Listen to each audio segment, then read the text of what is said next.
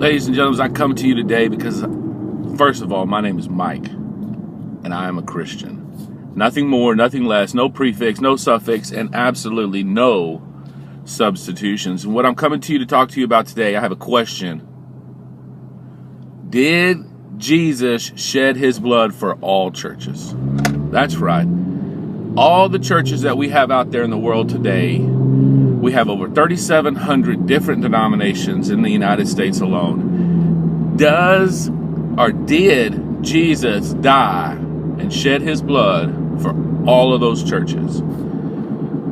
Well, this is a hard one because it might ruffle a few feathers, and believe me, that's not what I want to do. I want to share the truth and truthfully nothing but the truth with you. And so what I was doing my studying on this, and like I said before, I need your help. So there's a comment section down below, and if you'll hit it up in the comment section and ask your questions or post any other book, chapter, and verses that would add to this study, that would be spectacular. But what I have found is pretty shocking. And one thing we do know is that over and over again when God or Jesus refers to his church, it is very singular. It is his church. There's one Christ, there is one baptism, there is one body, there is one salvation, there is one blood that was shed for your forgiveness. And so when you're doing all this reading and it says that he died for his church, that's singular. It's not plural. It's not all these different churches that are out there. And so he didn't die for Calvin's church. He didn't die for Lutheran's church. He didn't die for the Catholicism church. He didn't die for all of these churches that have been man-made. He died for his church. He shed his blood for the church of Christ, the church that he built on 33 AD, on the day of Pentecost. He did not die for all churches. His blood was shed to cover the church of Christ. And so I'm asking you this, what is going to happen to all these man-made churches? All of these people who believe, but they did not obey. They did not follow the true gospel of Christ. What is going to happen to all these man-made churches? Well, in Matthew chapter 15, verses 13, it tells us exactly what's going to happen.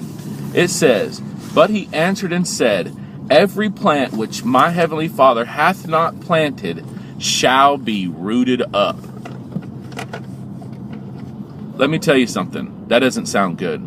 If you're in one of those denominational churches, if you're in a man-made church, I beg of you today, get out. Have a great day, Anna. Love you. Get out of those churches. They're not doing anything but taking you straight to hell. You have got to get out of these man-made churches. You've got to get into the Lord's church. There's only one. He didn't die for all these churches. And don't let these pastors and these bishops and these preachers and all these man-made denominational churches fool you into believing that it doesn't matter who or how or what you do to worship, that it all is all acceptable in the eyes of God, because we know that it is not.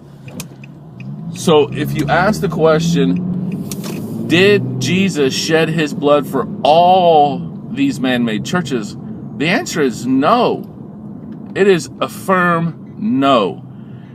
And the only reason I bring this to you today is because I love you, I love your soul, and I want you to be saved. And you're not going to be saved in these man-made churches. You have to be a part of the Lord's church. He is only going to raise up his church. And so I ask you and I beg you to please hit me up in the comment section down below if you have any questions.